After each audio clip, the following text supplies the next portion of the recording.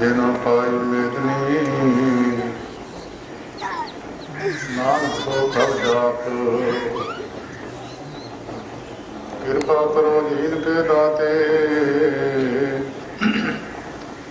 मेरा गुण अवगुण ना विचारो कोई। माटी का क्या तो पै स्वामी मानस की गात यही।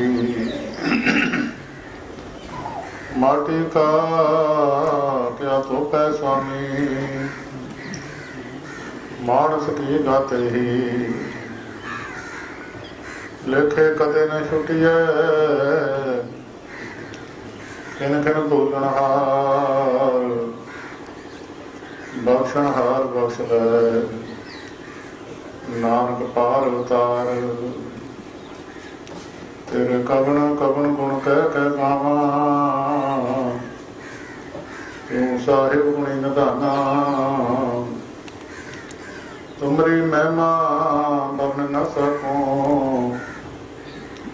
तू ठाकर उच भगवाना। तुमरी महिमा बन न सकूं तू ठाकर उच भगवाना। युग युग अटल ਸਾਹਿਬ ਸ੍ਰੀ ਗੁਰੂ ਗ੍ਰੰਥ ਸਾਹਿਬ ਜੀ ਮਹਾਰਾਜ ਦੀ ਪਵਿੱਤਰ ਹਜ਼ੂਰੀ ਵਿੱਚ ਗੁਰੂ ਦਰਬਾਰ ਵਿੱਚ ਬੈਠ ਕੇ ਵਿਚਰ ਚੁੱਕੀ ਆਤਮਾ ਦੀ ਅੰਤਮ ਅਰਦਾਸ ਵਿੱਚ ਸ਼ਾਮਲ ਹੋਏ ਸਤ ਸੰਗਤ ਦੇ ਰੂਪ ਵਿੱਚ ਜੁੜ ਬੈਠੀ ਸਾਧ ਸੰਗਤ ਜੀ ਸਾਰੇ ਆਪਣੀਆਂ ਰਸਨਾਂ ਨੂੰ ਇੱਕ ਵਾਰੀ ਪਵਿੱਤਰ ਕਰਦੇ ਹੋਏ ਦਾਸ ਦੀ ਫਤਿਹ ਪ੍ਰਵਾਨ ਕਰੋ ਜੀ। ਵਾਹਿਗੁਰੂ ਜੀ ਕਾ ਖਾਲਸਾ ਵਾਹਿਗੁਰੂ ਜੀ ਕੀ ਫਤਿਹ। ਦਾਸ ਤੋਂ ਪਹਿਲੇ ਗੁਰਮੁਖ ਪਿਆਰਿਆਂ ਨੇ ਆਪ ਜੀ ਨੂੰ ਗੁਰਬਾਣੀ ਦਾ ਕੀਰਤਨ ਕਰਕੇ ਸਤਿਗੁਰੂ ਜੀ ਦੇ ਨਾਲ ਜੋੜਨ ਕੀਤਾ ਹੈ। ਇਹ ਸੋ ਗੋਪਾਲ ਪੰਡਤ ਸਦਿਓ ਹਰ ਹਰ ਕਥਾ ਪੜ੍ਹੇ ਪ੍ਰਾਣ ਜੀਓ। ਗੁਰੂ ਅਮਰਦਾਸ ਮਹਾਰਾਜ ਨੇ ਰਾਮਕਲੀ ਸਾਹਿਬ ਦੇ ਵਿੱਚ ਗੁਰਸਿੱਖਾਂ ਪਿਆਰਿਆਂ ਨੂੰ ਉਪਦੇਸ਼ ਦਿੱਤਾ ਸੀ, ਭਾਈ ਮੇਰੇ ਸਰੀਰ ਛੱਡਣ ਤੋਂ ਬਾਅਦ ਕੋਈ ਮਨੁੱਖ ਰੋਣਾ ਨਾ ਕਰੇ, ਕੋਈ ਗੁਰਸਿੱਖ ਰੋਣਾ ਨਾ ਕਰੇ। ਇਹ ਉਪਦੇਸ਼ ਸਤਿਗੁਰੂ ਜੀ ਨੇ ਬਖਸ਼ਿਆ ਸੀ। ਕੇਸੋ ਗੋਪਾਲ ਪੰਡਤ ਸਦਿਓ ਹਰ ਹਰ ਕਥਾ ਪੜ੍ਹੇ ਪ੍ਰਾਣ ਜੀਓ। ਵੇਦਾਂ ਦੀ ਪ੍ਰਾਣਾਂ ਦੀ ਕਥਾ ਤੇ ਜੋ ਸਤਿਗੁਰੂ ਪਰਮੇਸ਼ਰ ਨਿਰੰਕਾਰ ਜੀ ਦੀ ਮਹਿਮਾ, ਉਸ ਵੇਲੇ ਗੁਰੂ ਦੀ ਵਡਿਆਈ ਕਰਨੀ ਵਾਜਬ ਹੈ।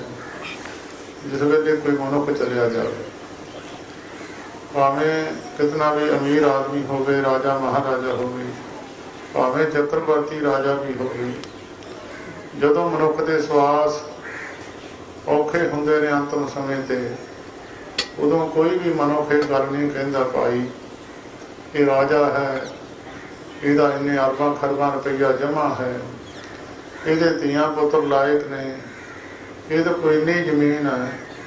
ਕੋਈ ਵੀ ਇਹ ਗੱਲ ਭਾਵੇਂ ਮਨਮੁਖ ਤੋਂ ਮਨਮੁਖ ਵੀ ਹੋਵੇ, ਉਹ ਵੀ ਉਸ ਵੇਲੇ ਗੱਲ ਕਰਦੇ ਆ ਭਾਈ ਇਹਨੂੰ ਗੀਤਾ ਸੁਣਾਓ, ਇਹਨੂੰ ਸੁਖਮਨੀ ਸਾਹਿਬ ਦੀ ਬਾਣੀ ਸੁਣਾਓ, ਇਹਦੇ ਹੱਥੋਂ ਕੋਈ ਦਾਨ ਕਰਾ ਦਿਓ, ਇਹਦਾ ਸਰੀਰ ਛੁੱਟ ਜਾਵੇ।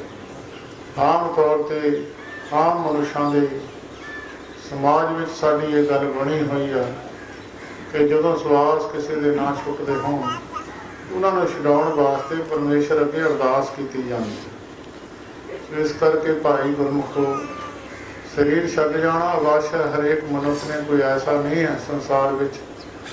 ਉਹ ਪੁਰਖ ਵੀ ਹੋਏ ਨੇ ਜਿਨ੍ਹਾਂ ਨੇ ਇਹ ਵਰ ਲੈ ਲਏ ਸਨ, ਨਾ ਅੰਦਰ ਮਰੀਏ ਨਾ ਬਾਹਰ ਮਰੀਏ, ਨਾ ਕਿਸੇ ਸ਼ਾਸਤਰ ਤੋਂ ਮਰੀਏ, ਨਾ ਕਿਸੇ ਜਾਨਵਰ ਤੋਂ, 83 ਲੱਖ ਸ੍ਰਿਸ਼ਟੀ ਦੇ ਜੀਵਾਂ ਤੋਂ ਜਿਹਨੇ ਸਾਜੇ ਹੋਏ ਨੇ, ਨਾ ਉਹਨਾਂ ਤੋਂ ਮਰੀਏ। ਸਾਰੇ ਵਰ ਲੈ ਲਏ ਸਨ, ਪਰ ਉਹਨਾਂ ਨੂੰ ਵੀ ਸੰਸਾਰ ਵਿੱਚੋਂ ਜਾਣਾ ਪਿਆ।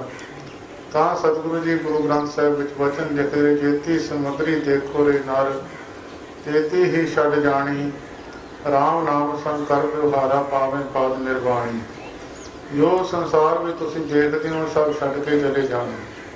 ਹਰ ਇੱਕ ਮਨੁੱਖ ਨੂੰ ਗਿਆਨ ਹੈ ਕਿ ਛੱਡ ਕੇ ਚਲੇ ਜਾਣਾ, ਪਰ ਇਸ ਗੱਲ ਨੂੰ ਮਨੁੱਖ ਸਮਝਦਾ ਨਹੀਂ ਹੈ ਕਿ ਛੱਡ ਕੇ ਚਲੇ ਜਾਣਾ ਤਾਂ ਉਸਨੂੰ ਇਕੱਤਰ ਕਿਉਂ ਕਰਨਾ।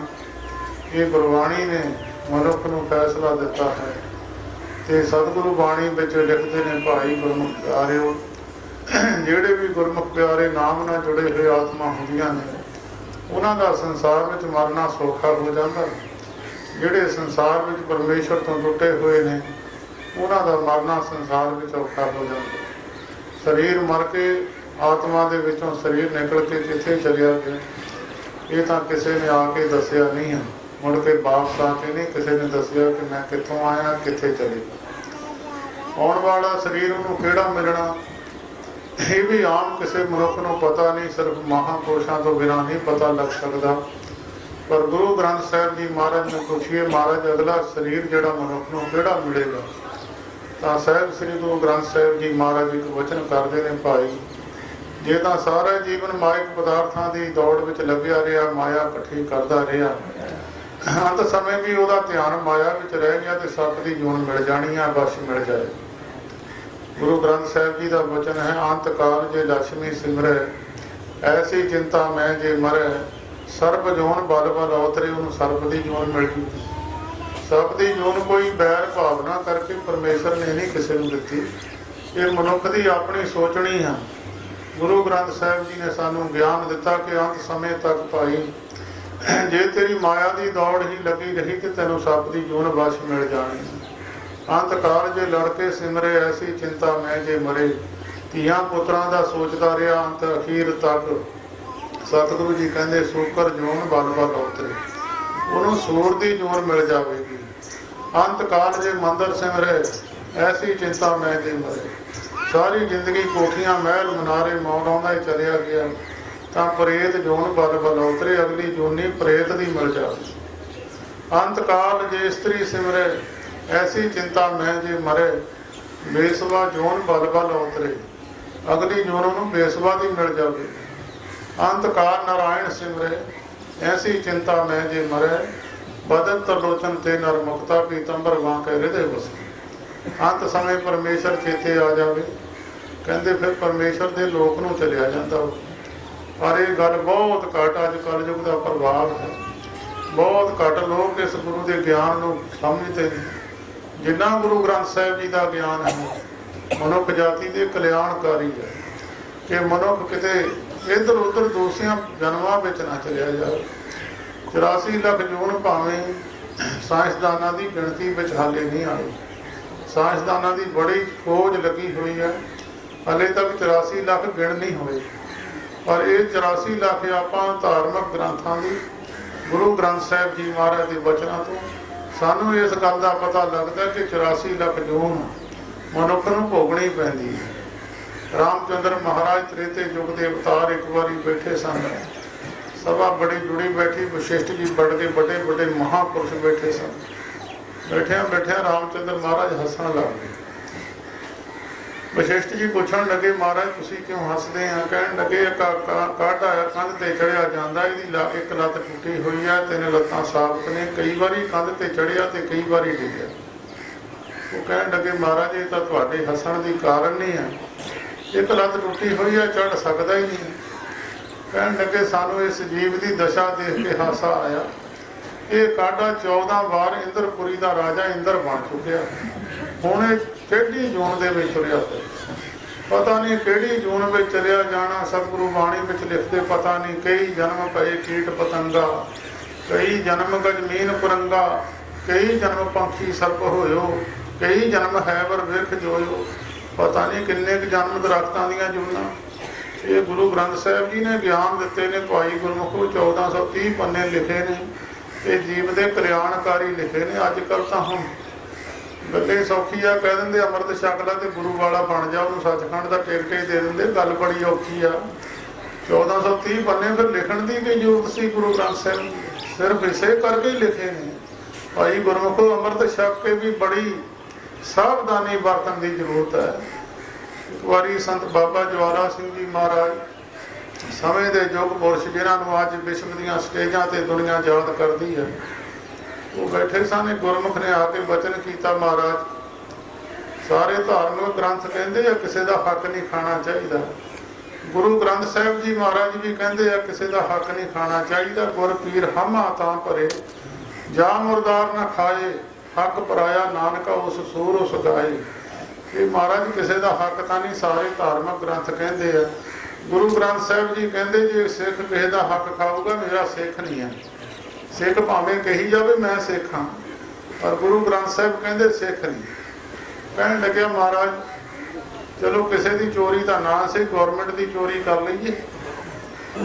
बाबा ज्वाला सिंह जी महाराज फिर एक बचन करके कहन लगे गुरमुखा जे गौरमेंट की चोरी कर रही है साडा एक बचन चेते रख ली, जिन्ने सड़कों के कंढे दरख्त खड़े हैं या जिन्ने जंगल च दरख्त खड़े सारे गौरमेंट के चोरे ही खड़े।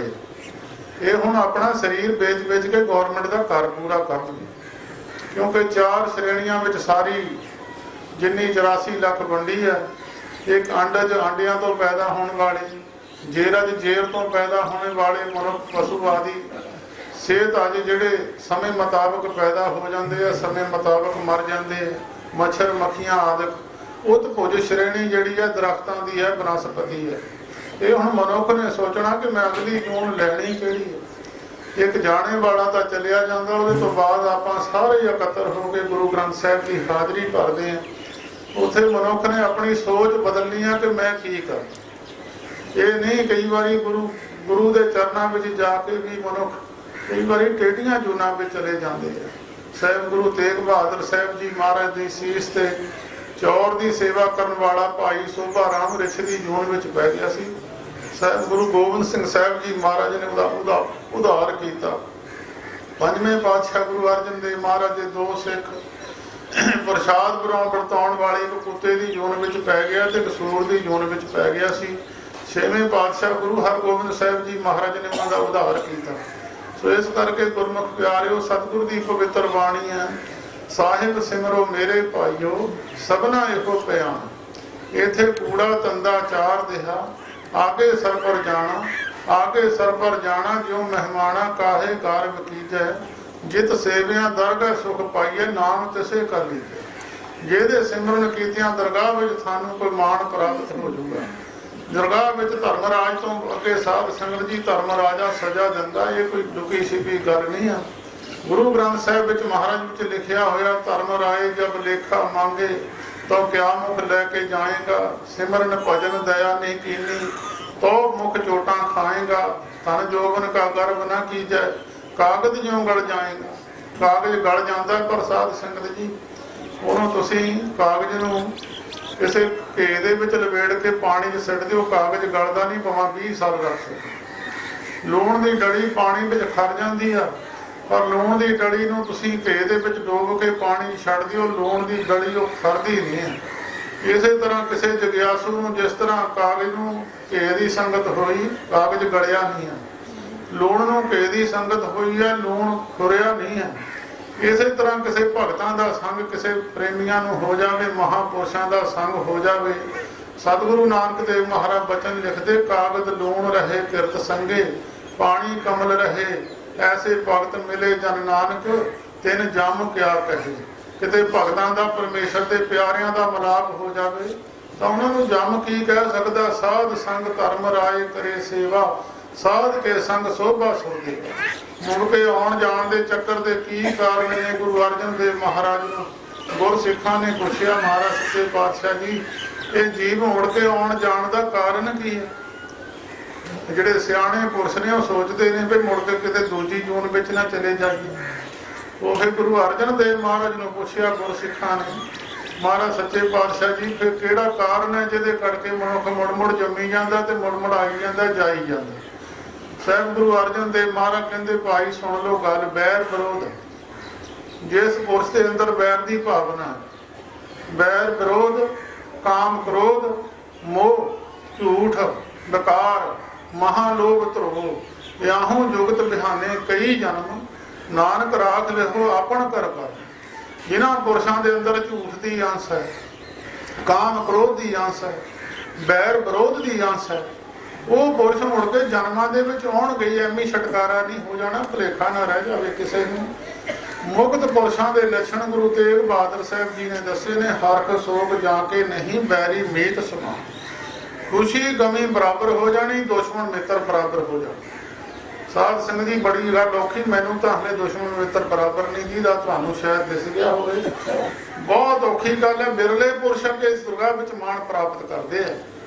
ਉਸ ਤੋਂ ਨਿੰਦਿਆ ਨਾਹੀਂ ਜੇ ਕੰਚਨ ਲੋਹ ਸਮਾਨ, ਕਹੋ ਨਾਨਕ ਸੁਨਰੇ ਮਨਾ ਮੁਕਤ ਤਾਹੇ ਤੈ ਜਾਨ। ਜੀਵਨ ਮੁਕਤ ਪੁਰਸ਼ ਜਿਹੜੇ ਸੰਸਾਰ ਵਿੱਚ ਜੀਂਦੇ ਹੀ ਮੁਕਤ ਨੇ, ਉਹਨਾਂ ਪੁਰਸ਼ਾਂ ਦੇ ਲੱਛਣ ਗੁਰੂ ਅਰਜਨ ਦੇਵ ਮਹਾਰਾਜ ਨੇ ਗੁਰਸਿੱਖਾਂ ਨੂੰ ਦੱਸੇ ਨੇ। ਭਾਈ ਇੱਕ ਤਾਂ ਮਰ ਕੇ ਮੁਕਤੀ ਨਹੀਂ ਕਿਸੇ ਨੂੰ ਮਿਲਦੀ, ਜੀਂਦਿਆਂ ਹੀ ਮਿਲ ਜਾਂਦੀ ਹੈ। ਜੀਂਦੇ ਮੁਕਤ ਪੁਰਸ਼ ਜਿਹੜੇ ਨੇ, ਉਹਨਾਂ ਦੇ ਲੱਛਣ ਗੁਰੂ ਅਰਜਨ ਦੇਵ ਮਹਾਰਾਜ ਨੇ ਸੁਖਮਨੀ ਸਾਹਿਬ ਵਿੱਚ ਤੁਸੀਂ ਰੋਜ਼ ਪੜ੍ਹਦੇ ਹੋਵੋਗੇ। ਬਹੁਤ ਸਾਰੇ ਗੁਰਮੁਖ ਜਿਹਨੇ ਨਹੀਂ ਪੜ੍ਹਿਆ ਹੋਇਆ, ਭਾਈ ਗੁਰਮੁਖੋ, ਗੁਰੂ ਅਰਜਨ ਦੇਵ ਮਹਾਰਾਜ ਕਹਿੰਦੇ ਪ੍ਰਭੂ ਕੀ ਆਗਿਆ ਆਤਮ ਹਿਤਾਵ ਹੈ, ਜੀਵਨ ਮੁਕਤ ਸੋਊ ਕਹਾਵੈ, ਜੈਸਾ ਹਰਖ ਤੈਸਾ ਉਸ ਸੋਗ, ਕਿਸੇ ਨੂੰ ਖੁਸ਼ੀ ਕਮੀ ਬਰਾਬਰ ਹੈ। ਸਦਾ ਆਨੰਦ ਤੈ ਨਹੀਂ ਵਿਯੋਗ, ਤੈਸਾ ਸੁਵਰਨ ਤੈਸੀ ਉਸ ਮਾਟੀ, ਕਿਸੇ ਨੂੰ ਸੋਨਾ ਮਿੱਟੀ ਬਰਾਬਰ ਦਿਸਦਾ ਹੋਵੇ। ਜੈਸਾ ਅੰਮ੍ਰਿਤ ਤੈਸੀ ਬਿਖ ਖਾਟੀ, ਜੈਸਾ ਅੰਮ੍ਰਿਤ ਜਿੱਦਾਂ ਦਾ ਅੰਮ੍ਰਿਤ ਉਦਾਂ ਦੀ ਜ਼ਹਿਰ ਹੋਵੇ। ਜੈਸਾ ਮਾਨ ਤੈਸਾ ਅਭਿਮਾਨ, ਜੈਸਾ ਰੰਗ ਤੈਸਾ ਰਾਜਾਨ, ਜਿੱਦਾਂ ਦਾ ਰਾਜਾ ਉਦਾਂ ਦਾ ਗਰੀਬ ਹੋਵੇ। ਜੋ ਵਰਤਾਏ ਸਾਈ ਜੁਗਤ, ਨਾਨਕੋ ਪੁਰਖ ਕਹੀਆ ਜੀਵਨ ਮੁਕਤ। ਪੰਜਵੇਂ ਪਾਤਸ਼ਾਹ ਜੀ ਨੂੰ ਗੁਰਸਿੱਖਾਂ ਨੇ ਕਿਹਾ, ਮਹਾਰਾਜ ਬੜੀ ਔਖੀ ਗੱਲ ਹੈ ਕਿ ਕੋਈ ਪੁਰਸ਼ ਇਹਦੇ ਤੇ ਤੋਇਆ ਵੀ, ਮੁਰਦੇ ਨੂੰ ਦੁਸ਼ਮਣ ਮਿੱਤਰ ਬਰਾਬਰ ਹੁੰਦਾ, ਮੁਰਦੇ ਨੂੰ ਜ਼ਹਿਰ ਤੇ ਅੰਮ੍ਰਿਤ ਵੀ ਬਰਾਬਰ ਹੈ, ਮੁਰਦੇ ਨੂੰ ਦੁਸ਼ਮਣ ਮਿੱਤਰ ਵੀ ਬਰਾਬਰ ਹੈ, ਰਾਜਾ ਕੰਗਾਰ ਵੀ ਮੁਰਦੇ ਨੂੰ ਬਰਾਬਰ ਹੈ। ਪੰਜਵੇਂ ਪਾਤਸ਼ਾਹ ਕਹਿਣ ਲੱਗੇ, ਭਾਈ ਗੁਰਮੁਖੋ, ਬਹੁਤ ਗੁਰਸਿੱਖ ਇਸ ਪੌੜੀ ਤੇ ਤੁਰੇ ਨੇ। ਕਹਿਣ ਲੱਗੇ, ਮਹਾਰਾਜ ਕਿਸੇ ਦੇ ਦਰਸ਼ਨ ਕਰਾ ਦਿਓ। ਕਹਿੰਦੇ, ਭਾਈ ਦਰਸ਼ਨ ਕਰਿਓ, ਗੁਜਰਾਤ ਪਿੰਡ ਹੈ, ਉੱਥੇ ਇੱਕ ਸਾਡਾ ਸਿੱਖ ਹੈ ਭਾਈ ਭਖਾਰੀ, ਉਹਦੇ ਦਰਸ਼ਨ ਕਰ ਲਓ, ਜੀਵਨ ਮੁਕਤ ਹੈ।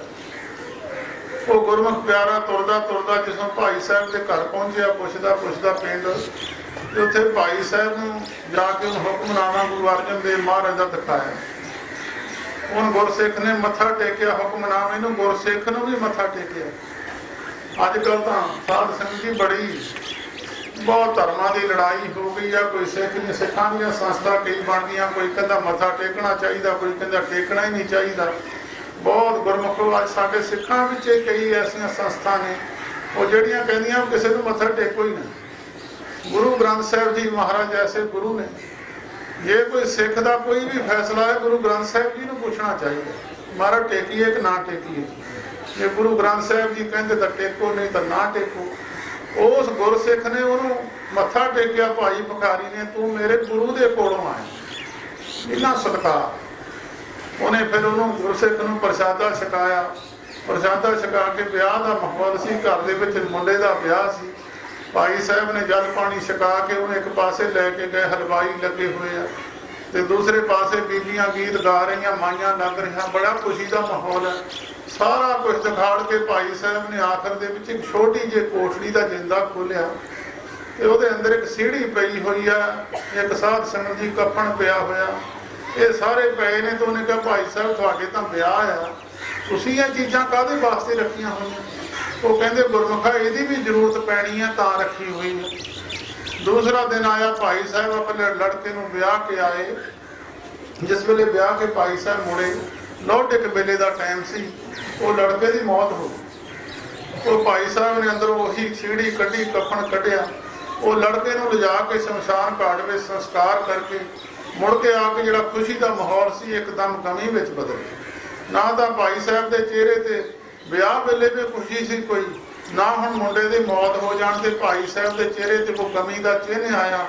ਤੇ ਸਾਰੀ ਦੁਨੀਆ ਬੈਠ ਕੇ, ਸਾਰੇ ਜਿਹੜੇ ਮੰਜਿਆਂ ਤੇ ਬੈਠੇ ਸੀ, ਕੁਰਸੀਆਂ ਤੇ ਬੈਠੇ, ਸਾਰੇ ਉਤਰ ਕੇ ਥੱਲੇ ਬੈਠ ਗਏ। ਅਫਸੋਸ ਕਰਕੇ ਸਾਰੇ ਘਰਾਂ ਨੂੰ ਚਲੇ ਗਏ। ਉਸ ਗੁਰਸਿੱਖ ਨੇ ਸੋਚਿਆ ਵੀ ਇਹਨੂੰ ਪਤਾ ਸੀ ਮੇਰੇ ਮੁੰਡੇ ਨੇ ਮਰ ਜਾਣਾ, ਇਹਨੇ ਸੀੜੀ ਰੱਖੀ ਹੋਈ ਸੀ। ਕਹਿਣ ਲੱਗਾ, ਭਾਈ ਸਾਹਿਬ ਤੈਨੂੰ ਪਤਾ ਸੀ ਤੇਰੇ ਮੁੰਡੇ ਦੀ ਮੌਤ ਹੋ ਜਾਣੀ, ਤਾਂ ਕੁੜੀ ਦੀ ਜ਼ਿੰਦਗੀ ਕਿਉਂ ਖਰਾਬ ਕੀਤੀ? ਜੇ ਤੂੰ ਲੜਕੇ ਦੀ ਸ਼ਾਦੀ ਕਰਨੀ ਸੀ ਤੂੰ ਗੁਰੂ ਸਾਹਿਬਾਂ ਤੋਂ ਹੋਰ ਇਹਦੀ ਉਮਰ ਮੰਗ ਲੈਂਦਾ। ਉਹ ਫਿਰ ਭਾਈ ਸਾਹਿਬ ਜੀ ਕਹਿਣ ਲੱਗੇ, ਗੁਰਮੁਖਾ ਤੂੰ ਰੱਬ ਦੇ ਭੇਤ ਨੂੰ ਜਾਣਦਾ ਨਹੀਂ, ਤੈਨੂੰ ਪਤਾ ਇਹ ਮੁੰਡਾ ਜਿਹੜਾ ਮੇਰੇ ਜੰਮਿਆ ਹੈ ਕੌਣ ਸੀ ਪਿਛਲੇ ਜਨਮ ਵਿੱਚ? ਤੈਨੂੰ ਪਤਾ ਇਸ ਗੱਲ ਦਾ ਗਿਆਨ ਹੈ? ਪਿਛਲੇ ਕਿੰਨੇ ਜਨਮਾਂ ਤੇ ਕੌਣ ਸੀ, ਪਿਛਲੇ ਜਨਮ ਵਿੱਚ ਕੌਣ ਸੀ? ਇਹਨੂੰ ਜਨਮ ਮੇਰੇ ਘਰ ਕਿਉਂ ਮਿਲਿਆ? ਤੈਨੂੰ ਇਹ ਵੀ ਨਹੀਂ ਪਤਾ ਜਿਹੜੀ ਲੜਕੀ ਮੇਰੀ ਨੂੰਹ ਬਣ ਕੇ ਆਈ ਹੈ ਪਿਛਲੇ ਜਨਮ ਵਿੱਚ ਕੌਣ ਸੀ?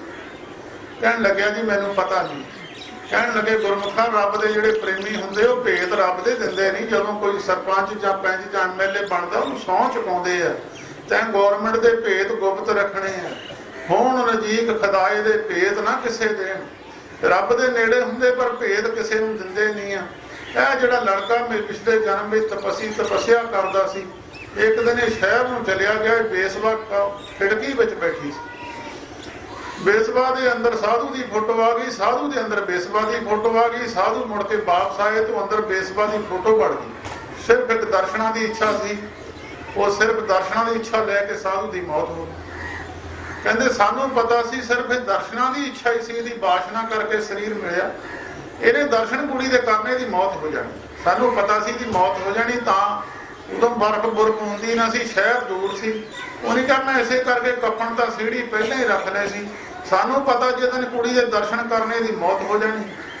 ਉਹ ਬੇਸਵਾ ਦੇ ਅੰਦਰ ਸਾਧੂ ਦੀ ਫੋਟੋ ਆ ਗਈ ਤੇ ਬੇਸਵਾ ਦੇ ਅੰਦਰ ਸਾਧੂ ਦੀ ਫੋਟੋ ਆਉਣ ਨਾਲ ਉਹਦਾ ਮਨ ਨਿਰਮਲ ਹੋ ਗਿਆ। ਕਹਿੰਦੇ ਹੁਣ ਆ ਜਿਹੜੀ ਨੂੰਹ ਮੇਰੀ ਬਣ ਕੇ ਆਈ ਹੈ ਉਹੀ ਬੇਸਵਾ ਆਈ, ਇਹ ਹੁਣ ਗੁਰੂ ਘਰ ਦੀ ਸੇਵਾ ਕਰੂਗੀ, ਇਹਦਾ ਭਲਾ ਹੋ ਜਾਊ।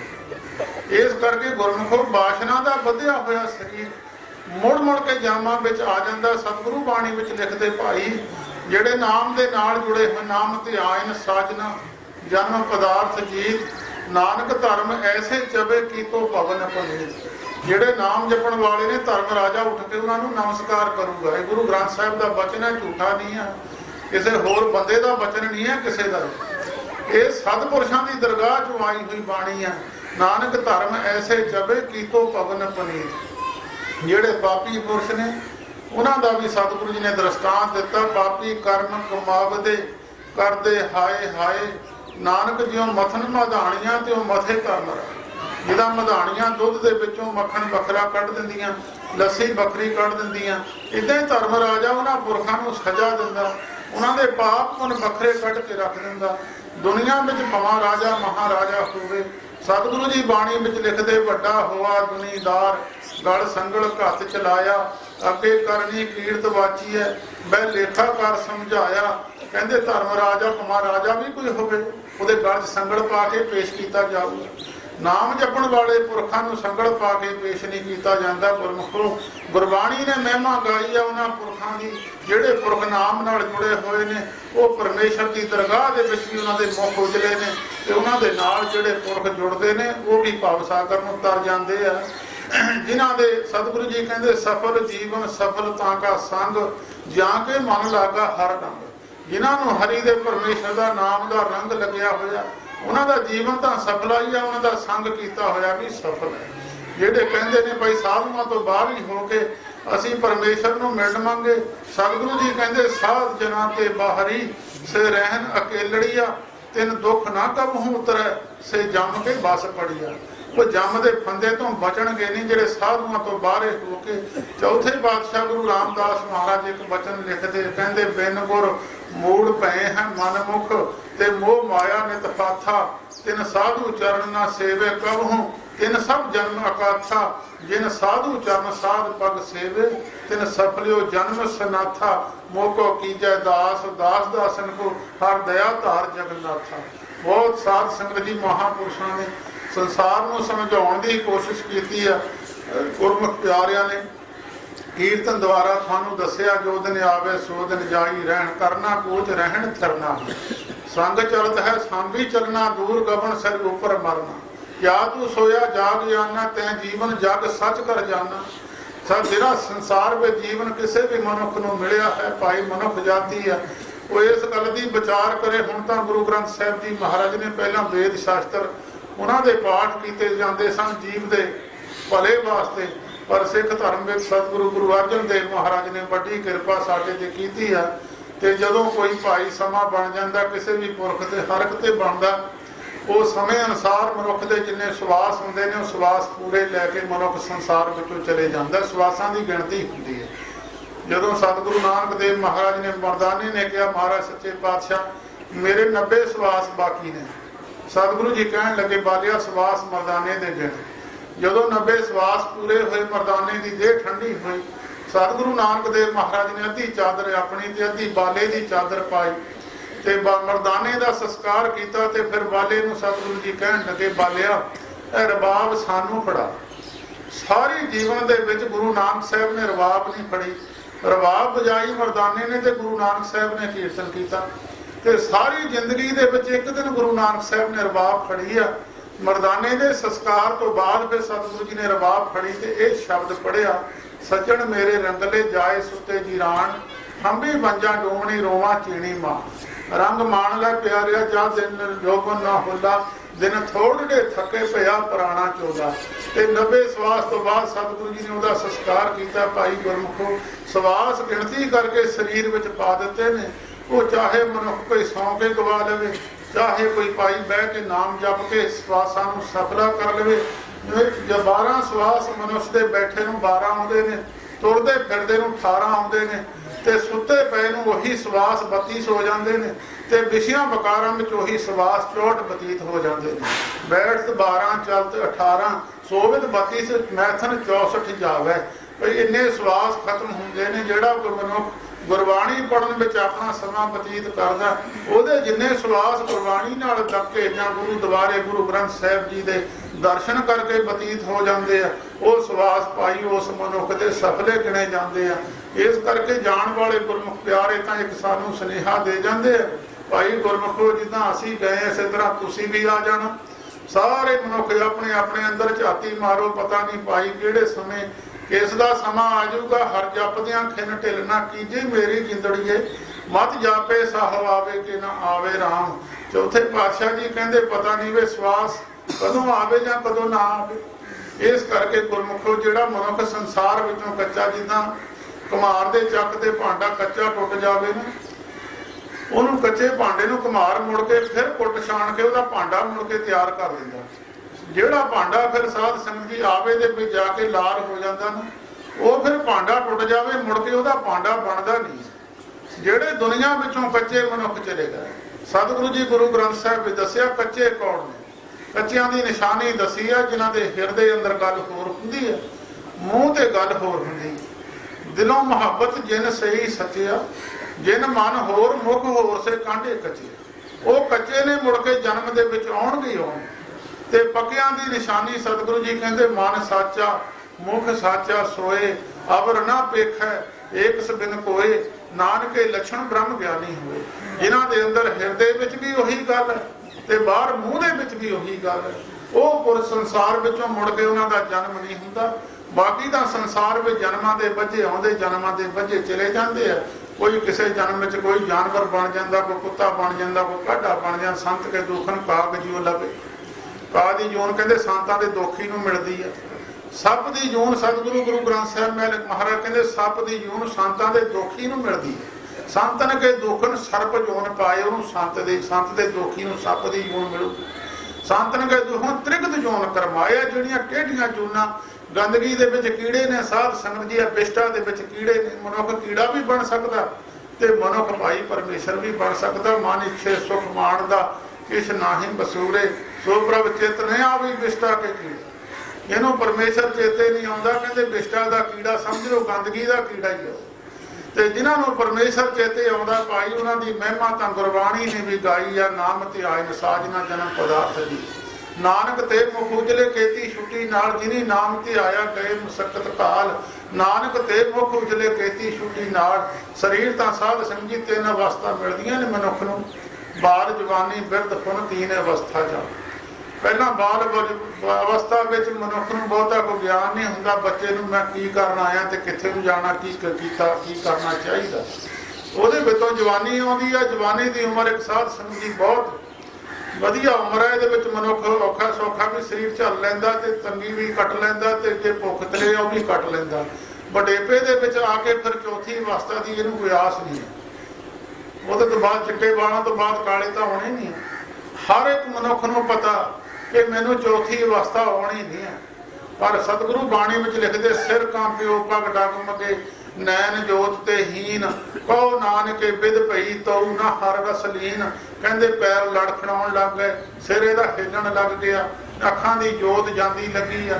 ਹਲੇ ਵੀ ਮਨੁੱਖ ਉਧਰ ਨੂੰ ਤੁਰਿਆ ਨਹੀਂ। भगत भीखन जी लिखते नैनो नीर बहे तन खीना भये केस दुध बानी रूधा कंठ शब्द नहीं उचरे अब क्या करे पुरानी। कहते अखां चों पानी बगन लग गया, शरीर कमजोर हो गया। भये केस दुध बानी, दुध वर्गे चिट्टे केस हो गए। रूधा कंठ गल दे विचों शब्द स्पष्ट नहीं सा निकलदा, की मैं कहना वो समझ नहीं आउंदी मोरे। हले भी कहते हुणे प्राणी कर भी की सकदा। इस करके सतगुरु जी बाणी में लिखते, फरीद साहब लिखते, फरीदा चपण चलन रतन से सुनियर बह गए। चपण कहते गर्दन, दंद ते डिग पे मनुख ने नवे लवा लए। चपण चलन लत्तां, लत्तां रह गईयां।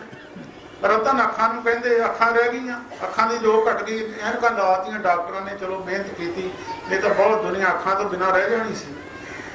चपण चलन रतन से सुनियर बह गए, कन्ना ने जवाब दे दिता, खेड़े मोती धा से जानी चल गए। बाबा फरीद साहब कहते शरीर ने धा मारी, मेरे नाल दे साथी चले गए। माता पिता का बहुत दुख की गल है, जिहड़ा शरीर इहनूं पहलां तो मिलिया सी, वो शरीर ने भी जवाब दे दिता। जाग लिहो रे मना जाग लिहो, कहाँ गाफल सोया, जो तन उपजिया संग ही सो भी संग ना होया। जिहड़ा तैनूं शरीर मिलिया सी, वो भी तेरा संगी साथी नहीं है। ते बाकी मात पिता बनता सुख बंधव इष्ट मीत अर भाई, पूर्व जन्म के मिले संजोगी आंते को ना सहाय। सतगुरु बाबा कबीर साहब एक वचन लिखते, कबीर ए तन जाहेगा सको तले हो बहोर, नांगे पावों तेगे जिनके लाख करोड़। उस वेले जदों दा वचन लिखिया उदों लखां करोड़ बहुत हुंदे, हुण तां लख करोड़ की कीमत नहीं ना। जदों दी ये गल है कबीर साहब ने लिखी, उदों लखां करोड़ां वाले राजे गिने जाते सी। कहंदे नंगे पैरी संसार विचों गए आ, उन्हां नूं शरीर ते कपड़ा भी जो राजा सिकंदर गया, उन्हें कहा भी मेरे हाथ मेरी आर्थी तो बाहर कढ़ दियो, जिन्नी धन दौलत है मेरे मगर आवे सारे सिपाही। मैं दुनिया में भी गल दस देनी चाहना, इन्नी धन दौलत मेरे कोल सी, मैं राजा सी, आज संसार विचों मैं खाली हथी चले। ते निजन के लाख करोड़। कबीर साहब एक वचन होर लिखते, कहते भाई शरीर ने तो चले जाना है, तो कराउणा की चाहिए। आपां सारे बैठे हैं, शरीर तो कराइए की। कबीर साहब कहते, कबीर ये तन जाएगा कबने मार्ग लाए, केड़े रास्ते तेनू लाइए। कह संगत कर साध की, कह हर के गुण गाए। ਜਾਂ ਸਾਧੂ ਦੀ ਸੰਗਤ ਕਰ ਲਵੇ ਜਾਂ ਪਰਮੇਸ਼ਰ ਦੇ ਗੁਣ ਗਾਇਨ ਕਰੇ। ਉਹਦੇ ਤੋਂ ਬਾਅਦ ਸਾਧ ਸੰਗੀ ਸਰੀਰ ਦੇ ਸਵਾਸ ਪੂਰੇ ਹੋ ਗਏ। ਭੈਣਾਂ ਭਾਈ ਜਿਹੜੇ ਸਨ, ਬਾਬੇ ਫਰੀਦ ਸਾਹਿਬ ਨੇ ਬਚਨ ਲਿਖਿਆ, ਫਰੀਦਾ 3.5 ਮਣ ਦੇਹੁਰੀ ਚੱਲੇ ਪਾਣੀ ਅੰਨ ਪਾਣੀ ਦੇ ਮਸਾਲੇ ਨਾਲ ਸਰੀਰ ਚੱਲਦਾ। ਤੁਸੀਂ ਅੰਨ ਪਾਣੀ ਬੰਦ ਕਰ ਦਿਓ, ਸਰੀਰ ਚੱਲਣੋਂ ਰਹਿ ਜਾਂਦਾ। ਆਇਓ ਬੰਦਾ ਦੁਨੀ ਵਿੱਚ ਵੱਧ ਅਸੋਣੀ ਬਨ, ਮਲਕਲ ਮੌਤ ਜਾਂ ਆਵਸੀ ਸਭ ਦਰਵਾਜ਼ੇ ਪਾ।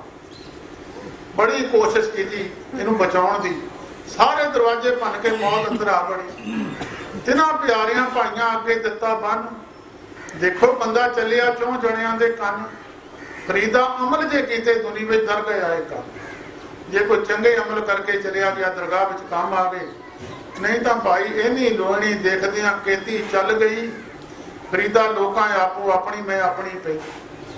फरीदा जिन लोहण जग मोया से लोहण मैं डिठ, कज्जल रेख ना सहंदियां पंखी सूए बैठ।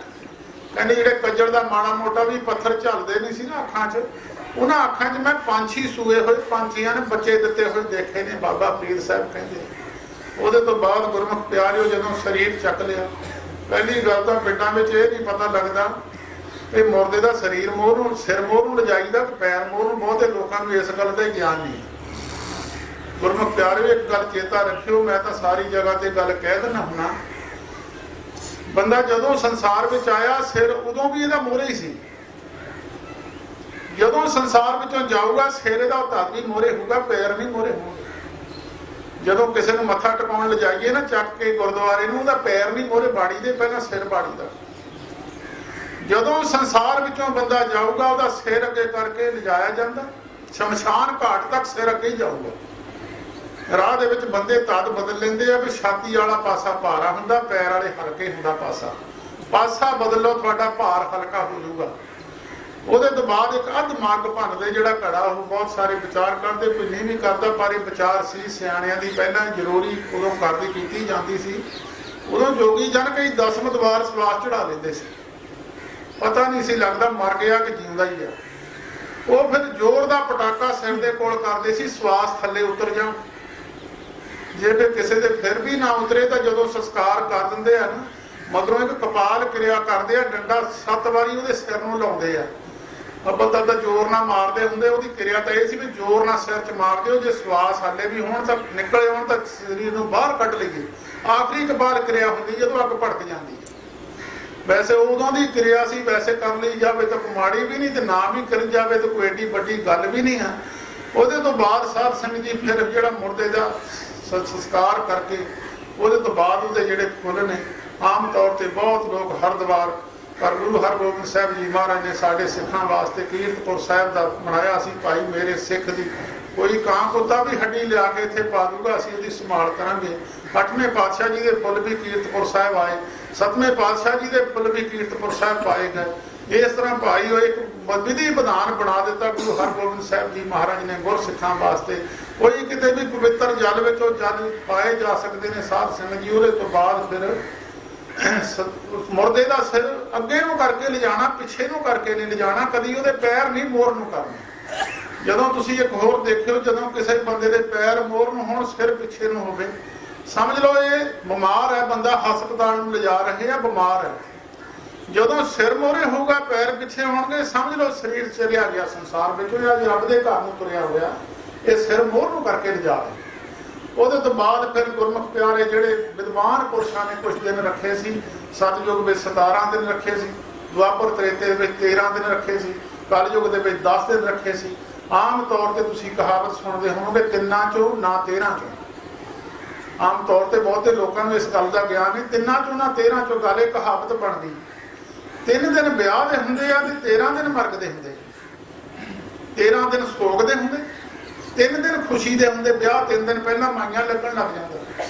ਇਹ ਕਹਾਵਤ ਬਣੀ ਵੀ ਨਾ ਤੂੰ 3 ਚੋਂ ਨਾ 13 ਚੋਂ, ਤੇ ਤੈਨੂੰ ਕੋਈ ਖੁਸ਼ੀ ਕਮੀ ਤੇ ਪੁੱਛਦਾ ਨਹੀਂ ਆ ਤੇ ਤੂੰ ਕੌਣ ਹੈ ਵੀ। ਉਹਦੇ ਤੋਂ ਬਾਅਦ ਫਿਰ ਗੁਰੂ ਗ੍ਰੰਥ ਸਾਹਿਬ ਦੀ ਹਜ਼ੂਰੀ ਵਿੱਚ ਅੱਗੇ ਇਕੱਠ ਕੀਤੇ ਜਾਂਦੇ ਸੀ। ਉਹਦਾ ਮਤਲਬ ਇਹ ਹੁੰਦਾ ਸੀ ਸਾਧ ਸੰਗਤ ਜੀ ਵੀ ਆਪਾਂ ਇਕੱਠੇ ਹੋ ਕੇ ਗੁਰੂ ਅੱਗੇ ਬੇਨਤੀ ਕਰੀਏ, ਜਿਹੜਾ ਸਾਡਾ ਸਰੀਰ ਮਹਾਰਾਜ ਸੱਚੇ ਪਾਤਸ਼ਾਹ ਤੁਹਾਡੀ ਦਰਗਾਹ ਵਿੱਚ ਪਹੁੰਚਿਆ, ਉਹਦੀ ਮਹਾਰਾਜ ਸੱਚੇ ਪਾਤਸ਼ਾਹ ਸੰਭਾਲ ਕਰਨੀ। ਤੇ ਜੇ ਤਾਂ ਆਮ ਤੌਰ ਤੇ ਇਕੱਠ ਤਦ ਕੀਤੇ ਜਾਂਦੇ ਸੀ, ਇਹਨਾਂ ਵਿੱਚ ਰੱਬ ਨੂੰ ਪਤਾ ਨਹੀਂ ਬੰਦਾ ਪਿਆਰਾ ਕਿਹੜਾ, ਕਿਹਦੀ ਅਰਦਾਸ ਸੁਣੀ ਜਾਣੀ।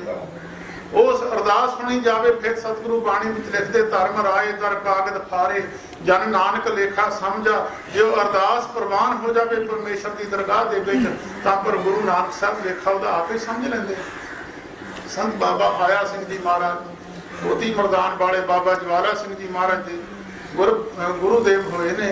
वो एक बारी बैठे सी साध संगत जी, एक पंडित जी गरड़ प्राण की कथा करता सी। वो बाबा जी दे कोल एक मस्ताना जिहा सिख सी, गुरमुख प्यारा मस्तानी बिरती का साधु सी, भाई कक्कू। जदों भाई कक्कू बाबा जी वास्ते कुड़ी लैके आया तो कहन लगा, बाबा जी कुड़ी छक लो, दुध गर्म आ, फिर दुध ठंडा हो जाऊगा। बाबा आया सिंह जी महाराज कहन लगे, गुरमुखा ठहर ला, कथा सुन लैण दे। वो कथा दे विच प्रसंग आया भी जदों जीव आत्मा नूं शरीर विचों कढ के ले जाते हैं, इहनूं 1 साल का समा लग जाता। वो भाई कक्कू कहन लगे, बाबा जी तो सारी गलत कथा करदा तुसीं, ये साल का समा मैं 5 मिनटां च लै जाऊंगा। वो पंडित जी गुस्से विच आ गए। वो बाबा आया सिंह जी महाराज कहन लगे, पंडित जी गुस्से च ना हो, ये गुरु नानक के घर के मस्ताने दीवाने साध होंगे, इन्हां दी बड़ी पहुँच होंदी है। जे तुहानूं नहीं विश्वास तो इहदे नाल जाके तुसीं धर्मराज की कचहरी देखियो। उस वेले भाई कप्पू ने पंडित जी की बांह फड़ी है, कहन लगे, मीट होए पंडित अखां अखां मीटियां, धर्मराज की कचहरी खड़े। धर्मराज ने 2 हार लियाते, एक भाई कप्पू के गल च पाता ते एक साध संगत जी पंडित जी के गल च पाता। कहन लगे, मेरी बाबा आया सिंह जी महाराज नूं फतेह बुला। जदों अखां मीटियां उथों तो बाबा आया सिंह जी के चरणों में बैठे। वो भाई पंडित जिहड़ा सी नट के बाबा आया सिंह जी के चरणों से डिग पिया, कहंदा, महाराज मैनूं भाई कप्पू वाली बिरती बख्श दिओ। कहन लगे, पंडित जी कोई गल नहीं, वेद ग्रंथ भी झूठे नहीं है, लगदा साल का ही समा है। वेद ग्रंथ कहो मत झूठे, झूठा जो ना विचारे। साल का ही समा लगदा, पर गुरु नानक दे सिखां दी अवस्था वाले गुरसिखां नूं साल का समा नहीं लगदा। आम तौर पर शरीर मृतक जो आप भोग पाने तो साल बाद पहला इसे करके भोग पाया जाता कि साल बाद धर्मराज की कचहरी में पेशी होनी होंगी, तो फिर वो साख संबंधी फिर इकट्ठे होकर जिदा जमानत करवानी होंगी है, फिर इकट्ठे होकर अरदास बेनती अपने इष्ट नूं करते हैं, महाराज सच्चे पातशाह साडे जीव ने साडे आत्मा ने तुहाडी दरगाह विच पेश होना, उहदा ख्याल रखियो। ये एक अरदास बेनती होंगी। ये एवं साध संगत बनाइया गल्लां नहीं है, विद्वान पुरुषों दी महापुरुषों दी विद्वानां दी बनाइया हुई ने। सो इस करके गुरमुख प्यारिओ सतगुरु गुरु ग्रंथ साहिब जी की हजूरी में अरदास बाबा प्यारा सिंह जी जिन्हां दा डेरा संतगढ़ हरखोवाल नाल बड़ा स्नेह रहा, हुण भी परिवार बड़ा स्नेह करते उस स्थान के नाल। जदों भी कभी समा बने तो परिवार वाले उस वेले चले जाते हैं। तो होर भी एक महान पुरुष बाबा हीरा सिंह जी बिहाड़े वाले, उन्हों का भी बड़ा इस परिवार नाल स्नेह रहा। बाबा सोहण सिंह इस परिवार नाल बड़ा उन्होंने रिश्तेदारी भी सी, ते बाबा हीरा सिंह जी के रागी सिंह भी सन। बड़ी महान हस्ती बाबा हीरा सिंह जी बिहाड़े वाले हुए ने, उन्होंने नाल भी इस परिवार का बड़ा संबंध रहा। ऐसे पूर्ण पुरखों के नाल संबंध होना ही बड़ी वड्डी गल है। साध संगत जी उन्होंने तो दर्शन ही बड़े दुर्लभ सन, ऐसे महापुरखों के जिन्होंने बाबा ज्वाला सिंह जी महाराज कहते होंगे सी अगे बाबा बकाले सी, हुण बाबा बिहाड़े है। इन्नी बंदगी की बाबा हीरा सिंह ने, उन्होंने नाल संपर्क भी इन्हों का रहा। माता जी बैठे ने, बड़े दर्शन किए ने इन्होंने उन्होंने महापुरुषों के। सो साध संगत जी दास तो बाबा ज्वाला सिंह जी महाराज के स्थान के सेवादार हैं। इस करके सेवादार होने करके परिवार भी उन्होंने स्थान के सेवादार ने। उतों दास एक दस्तार लैके आए ने। ये दस्तार बंदी की जी रस्म है वो साध संगत जी डेरे वालों असी वो जो जिन्होंने भी जिन्होंने गुरमुखा ने जिदे भी सजानी है वो दस्तार साढ़े को लै लैन। बाकी परिवार की बेनती है भी कोई उठे ना, एक कोई दस्तार उन्होंने लेनी है जी उन्होंने बनती है। बाकी बाद के गुरु ग्रंथ साहिब जी तो बाद जिदा परिवार वालों का साध संगत जी अपना विचार होगा, उस विचार के अनुसार बाकी गुरमुख प्यारियों सारी संगत को परिवार वालों बेनती है भी कोई उठे ना। गुरु ग्रंथ साहिब की हजूरी में एको ही दस्तार दी जाएगी। दास बाबा ज्वाला सिंह जी के स्थान पर दस्तार लेके आए हैं, वो दस्तार तो असी जरूरी देनी है। बाकी इन्हों की एक जी होर दस्तार एक कहते हैं जी जरूरी बनती है, वो एक बनती होंगी है परिवार की, वो एक लै लेंगे। बाकी दास की इन्नी सेवा प्रवान करो। सारी संगत जिन्नी भी साध संगत जी बैठी है, सतगुरु गुरु ग्रंथ साहिब जी महाराज के चरणों अरदास बेनती करिए। वो बिछड़ चुकी आत्मा सच्चे पातशाह तुहाडे चरणों में गई है, मुड़ के मानस जो नहीं मिल जाए। क्योंकि सच्चे पातशाह चरणों का निवास बख्शो का मतलब यही होगा कि सच्चे पातशाह मुड़ के मानस जो नहीं बख्शोगे तो फिर थोड़े मुड़ के चरणों में आके बह जाऊगा। ये कई बार दूसरिया जूना में मनुख चलिया जाता तो गुरु ग्रंथ साहिब की हजूरी मिलती नहीं। परमेश्वर के चरणों का निवास जोड़ा होना, इस जीव का मुक्त होना तो बहुत औखी गल है। वो तो जोड़ा बैरी जब तारे को बैरी मीत तब लग नेचल नाही चीत। जिन्हों जिन्हों बैरी मित्र दीदा ना समझ लो मुड़ के जन्म आना, समझ लो मुड़ के हले मुक्त नहीं होया, भावें जिन्नी मर्जी बाणी पढ़दा वह चित निश्चल नहीं होया। जब तारे को बैरी मीत तब लग नेचल नाही चीत। जब लग मोह मगन संग माए तब लग धर्म राज देश जाए। प्रभ कृपा ते बंधन टुटे गुर प्रसाद नानक हों छुटे। जिस मनुख के अंदर हौमे है ना, जिन्ना चिर हौमे निकलती नहीं है उन्ना चिर जन्मां तो छुटता नहीं है। जे प्राणी हौमे तजी करता राम पछाण कहो नानक बहु मुक्त नर ए मन साची मान। जे सतगुरु बाणी में लिखते हौमे रोग सब जगत व्यापिया तिनको जन्म मरण दुख भारी गुर प्रसादी को बिरला छूटे तिस जन को हौम लिखाई। सो गुरमुखो सारे ही आपां ये अरदास करो कि मुड़ के मानस जो नहीं मिल जाए। सब तो बड़ी प्राप्ति है कि मुड़ के मानस जो नहीं मिल जाए, अमीर होवे जां गरीब होवे, ये कोई बड़ी गल नहीं है। प्रेमा भगती मिल जाए, रब की बंदगी मिल जाए, मुड़ के शरीर बंदे का मिल जाए, सब तो बड़ी प्राप्ति है। ये अरदास करिया करो जिथे भी तुसीं जाने हो। माता जी माया लैके आई है, होर भी जिन्हां गुरमुखां ने माया भेंट की है। सतगुरु नानक देव महाराज उन्हों का भला करन। ये माया जिथों गुरु ग्रंथ साहिब जी आए हैं ना, उस स्थान का कोई प्रबंधक होवे उत्थे सेवा बचो जिथे मर्जी वरत लैन। सो साध संगत जी वो गुरमुख प्यारी माया साभ लैन। दास की इन्नी हाजरी प्रवान करो सारी संगत, फिर दास की फतेह प्रवान करो जी। वाहिगुरू जी का खालसा वाहिगुरू जी।